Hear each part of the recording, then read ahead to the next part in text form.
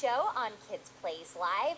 And Tori, we were just talking off the air about how something that we have noticed personally is that during this time of COVID-19 and all of the lockdown restrictions and the stay-at-home orders, where people have not been able to get together with friends and family and even strangers, that whenever you have any sort of visual contact with someone, people seem to be a little bit kinder these days. So you've been noticing this in your neighborhood. Tell me how. You always notice it with dog walkers because we have to go outside. We got to keep taking walks for our dogs. And you can see, even though the face mask is covering someone's mouth, you can tell that they're smiling by their eyes. And I think people are being more friendly, more happy, more smiling and waving, and just general thoughtfulness towards neighbors than ever before. I totally agree. Yesterday I was on a walk and I spotted from across the street there was a woman at a bus stop, and she had one of those walker things with her, and she was just sort of gazing off into the distance waiting for her bus to come along. And I felt like, now I'm a little bit like this anyway, you're not going to stand in front of me or behind me in line at the grocery store without getting me to say something to you. I want to talk to everybody. But this woman, saw her across the street. It was sort of a busy street, as busy as things can be on a busy street right now.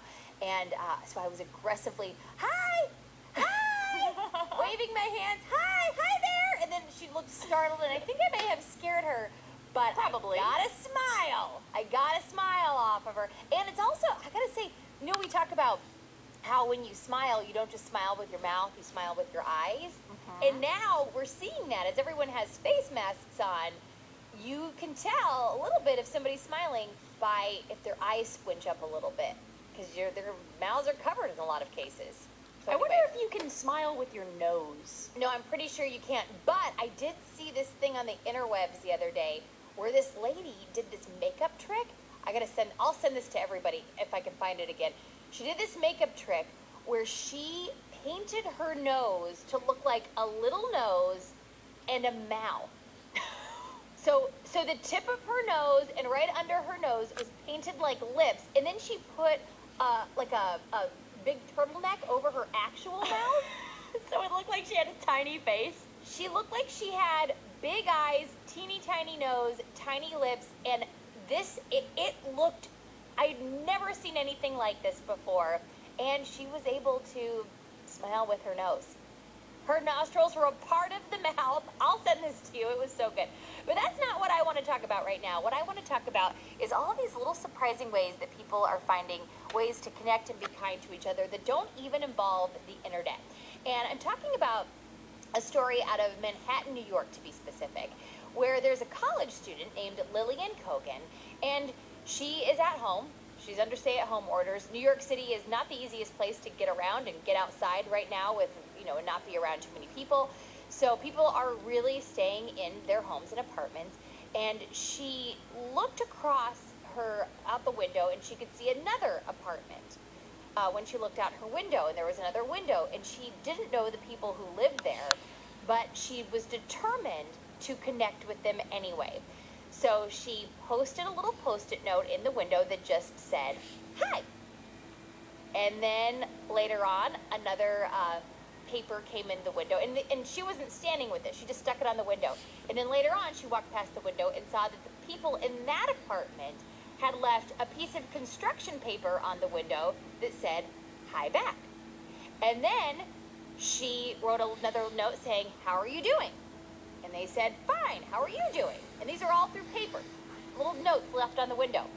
And then one day she realized that the person who lived in that house was sunbathing on her little balcony, and she realized it was an elderly woman. So she went back and she said, do you need any food? Do you have enough food to eat? And the woman wrote back on a piece of paper, yes. And keep in mind, she's only seeing the paper. She's not seeing the woman except for seeing her sunbathing that one time. And it turns out the woman who lived in the other apartment, she's 84 years old. Her name is Tony Sonnet, and they have become little apartment pen pals. So all because of the power of a Post-it note and some pieces of construction paper, they're writing little notes back and forth to each other, apartment to apartment, And according to Tony Sonnet, the 84-year-old, she says, it's been a sweet source of entertainment and friendship. Isn't that sweet? I would watch the movie adaptation of this in a heartbeat. Me too. I just love this, and I really think that they should make one of those little zip lines from apartment to apartment with a little thing, and you could, Like a bucket? yeah, like a little bucket. And apparently, Lisa, the college student, made her some cookies. So she baked some cookies, and then she safely got the cookies to the older woman. But I just love that they have a little friendship that was probably not ever going to be a thing until this time. So good things are still coming out of this time amidst all the sadness that is also coming out.